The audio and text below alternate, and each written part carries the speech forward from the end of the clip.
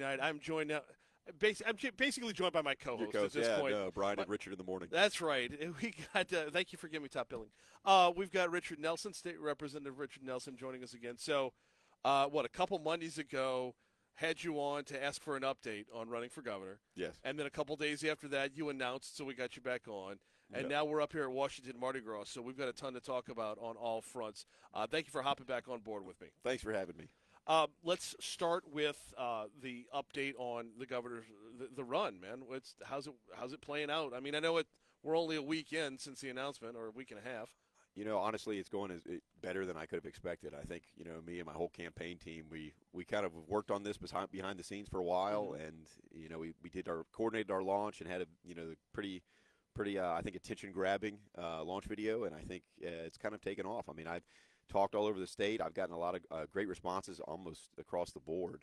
I think it's always a challenge because obviously 36. Not a lot of people have heard of a state rep from Mandeville before. I mean, even though I've pushed some big policies that people may have heard of a little bit, they may not know my name. But I think as soon as they hear me talk.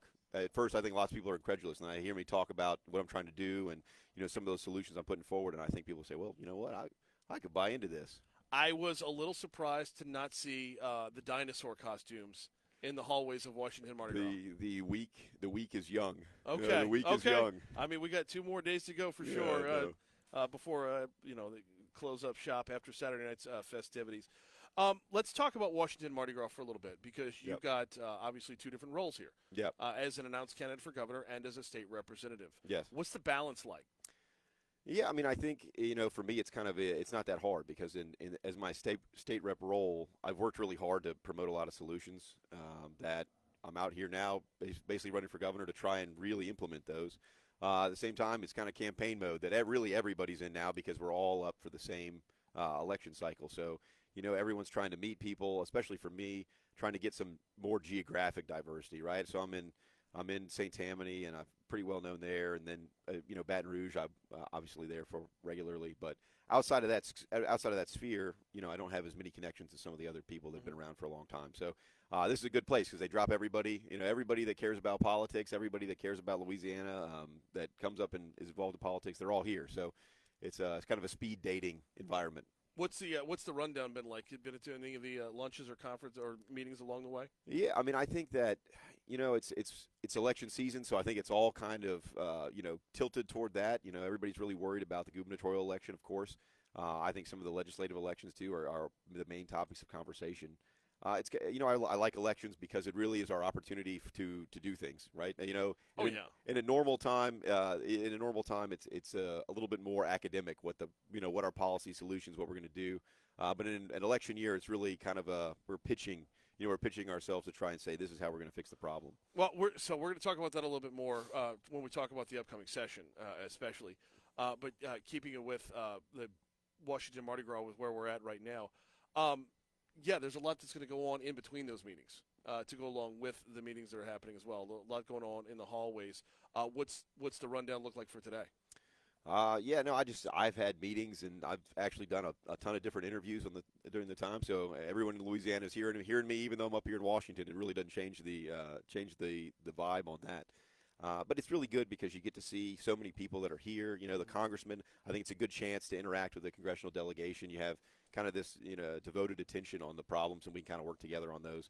And I think that's kind of the theme is really getting the state leaders and the congressional leaders together to really solve some of the problems.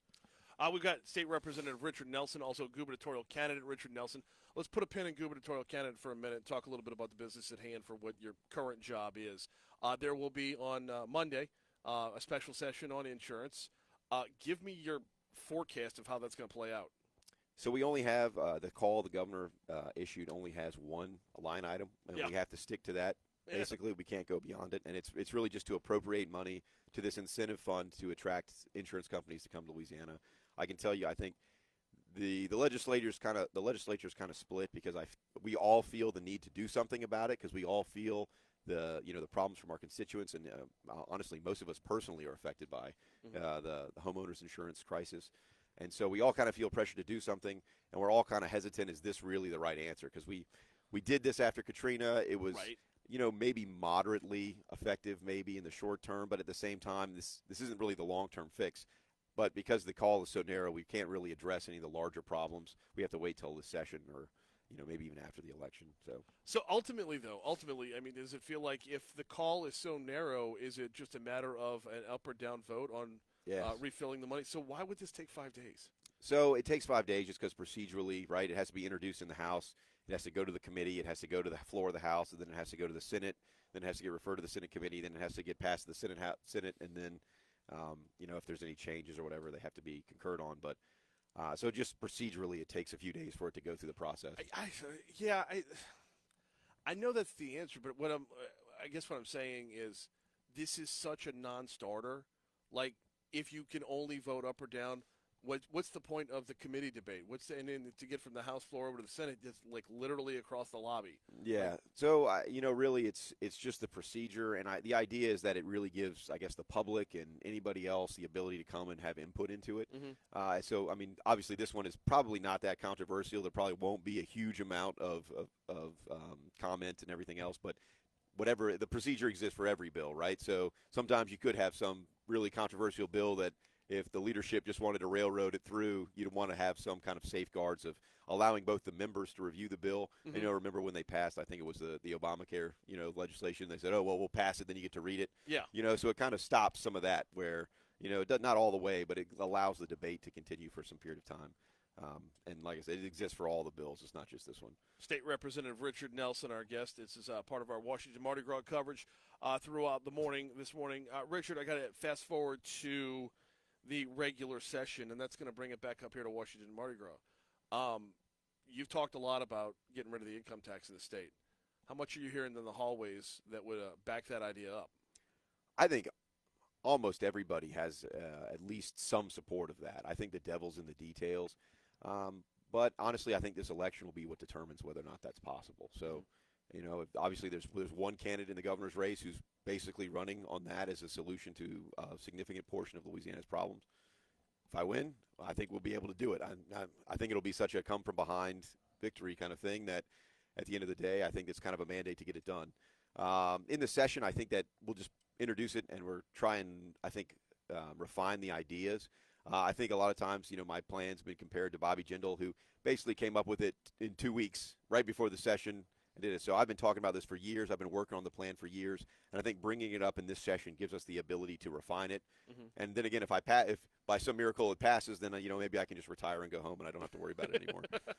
So yeah, I mean, what happens then, right? Well, I don't know. Well, it's like the whole campaign is like, well, I'm done now. Well, we got rid of the income tax and we fixed all of our problems, so maybe I just go home. The campaign message shifts over to, I already did this. Wait and see what we do next, right? Exactly. Yeah. State Representative Richard Nelson, our guest. What else are you looking at for the legislative session? I mean, I realize introducing that is going to be a big task, and I also realize it is a fiscal session, so a lot of what you'll be talking about is kind of eaten up. But what's on the plate for, more specifically for Mandeville? So I'm going to focus a lot on education, I think. So Okay. we talked about this before. I got 3 boys that are 9, 7, and 4 now, and so that's a big concern of mine, and I think it's a big concern just for the state in general of just trying to improve the education system. So I'm going to have a couple bills on that. At least one was the 3rd grade reading retention bill that I had that said you got to read before you graduate from 3rd grade. Yep. And that's obviously been really successful in Mississippi, and so I'm going to bring that back. It died in the Senate last year.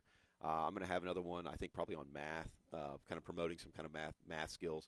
One of the things that I think we've gotten away from is really focusing on, reading, writing, arithmetic, and so I'm trying to get us back into that mindset in schools, and I think that's where we need to go. All right, I've asked everybody about this, and now I get to ask you about it since you are running for governor. The tone of a legislative session in an election year is different. Are you going to put any effort at all into keeping business at hand versus it's going to be natural, man. It happens every single time around.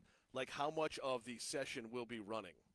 Oh, like, grandstanding on issues? I or wasn't you mean going to use that word, but, I mean, there will be ample opportunity to shout your message from a podium that has the whole state's attention. Yeah, I mean, I try not to grandstand too much. I think that I'm conscious of all the members' time. If everybody stands up there and talks, and there's people that do that you just kind of waste a lot of time. If I have very specific points that I want to make, I try and make them quickly and get the point across. But I imagine that's probably inevitable because you just have every one of us is up for re-election or election this year. So Yeah. I think that everyone's going to be trying to score talking points, and unfortunately, that means probably not a lot of work will get done. Not a lot of big things will change. Yeah. I'm hopeful my third grade reading bill, if that one passes, and then I'll be happy for a successful session.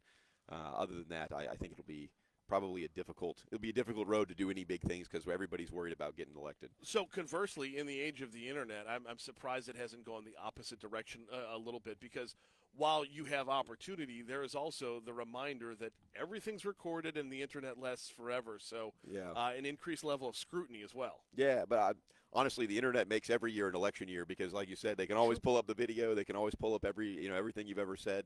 I think it would have been a lot harder if you had to go to the library and dig through the tapes. It's not the same anymore. But yeah, I think there's always that focus that exists, and you can always pull, hey, Rep. Nelson did this when he first walked in the legislature, and you kind of have that problem. But I guess if you always try and do the right thing, you can don't have to worry about it. Right, you try to please everybody, you end up pleasing nobody. Sort everyone of gets situation. mad at you. Absolutely. Got about 2 minutes left with state representative and gubernatorial candidate Richard Nelson. All right, I got to ask you about one more from Washington Mardi Gras standpoint. When you are up here as a state representative, how much of that is keeping tabs on the rest of the business of the state versus your district particularly, like what your district's needs are? So, I mean, my district doesn't really have that big of needs. I mean, I would say drainage and traffic are probably our biggest problems in Mandeville, and I address most of that while I'm there. I joke and say I'm basically a drainage engineer because that's most of the calls I get in my office. It's like this thing, my business keeps getting flooded, my house keeps getting flooded. Can you come and check it out and see what we can do? Talk to DOTD, talk to somebody else. So. But I address most of that stuff back home. Up here, it's kind of the bigger picture, I think, and coordinating the congressional delegation and trying to get that, kind of the bigger guns from D.C. to come and help on something. We got the ball tonight. Got the a number of events tomorrow as well.